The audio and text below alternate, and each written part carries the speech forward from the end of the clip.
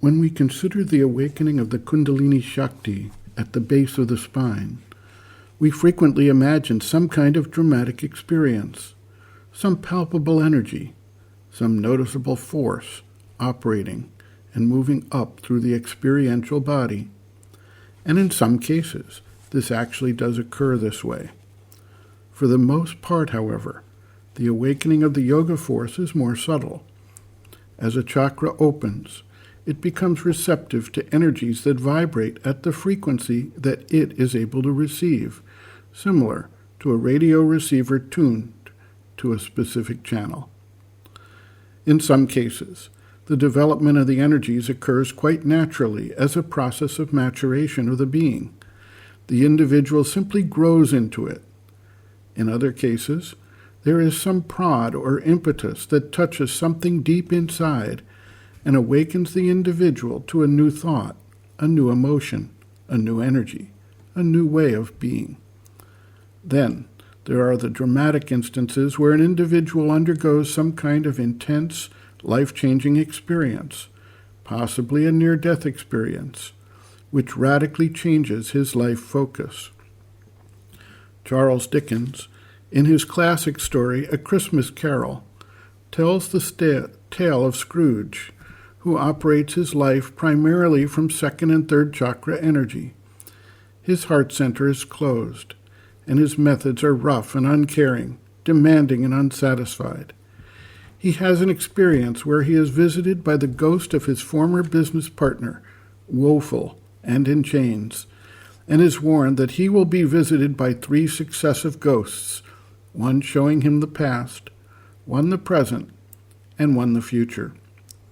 After undergoing these experiences, he finds the next morning that his heart chakra has opened, and he becomes a caring, supportive, and open-hearted person, essentially a complete reversal from his prior personality. And with this change, he becomes cheerful and even joyful, in contrast to his former constant dour mood. Daniel Brinkley, in his book, Saved by the Light, tells how he was literally struck by lightning, declared clinically dead, and upon returning, he transformed his life from being a stone-cold mercenary to a caring and understanding individual with a mission to help others in their transitions as they face death in hospice situations. Another individual reported how he had his entire life transformed through a case of poisoning and near-death event. He had been on an educational path leading to a possible career in the legal field until the event. When his body seized up from the poison and he could not breathe, he reported hearing an inner voice that said, "Do yogic breathing." He had no external knowledge of or relation to yoga and had never been exposed to it. His body started breathing differently, and when he awoke, he saw the sun shining brightly, and he knew at that moment that there was a divine consciousness creating and guiding the world, and he had been returned to carry out a life dedicated to a path that was laid out before him. He abandoned his education, his former career aspirations, and took up the study and practice of yoga. He experienced this as an act of grace. In his epic poem Savitri, A Legend and a Symbol, Sri Aurobindo describes a process where the soul takes up the effort of former lives in his evolutionary development. Quote, "A thought was sown in the unsounded void. A sense was born within the darkness depths. A memory quivered in the heart of time, as if a soul long dead were moved to live.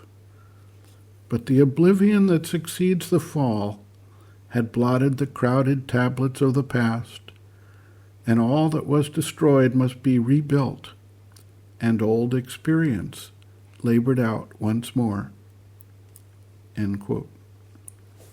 A disciple asked about a citation from Sri Aurobindo. "There's a yoga Shakti lying coiled or asleep.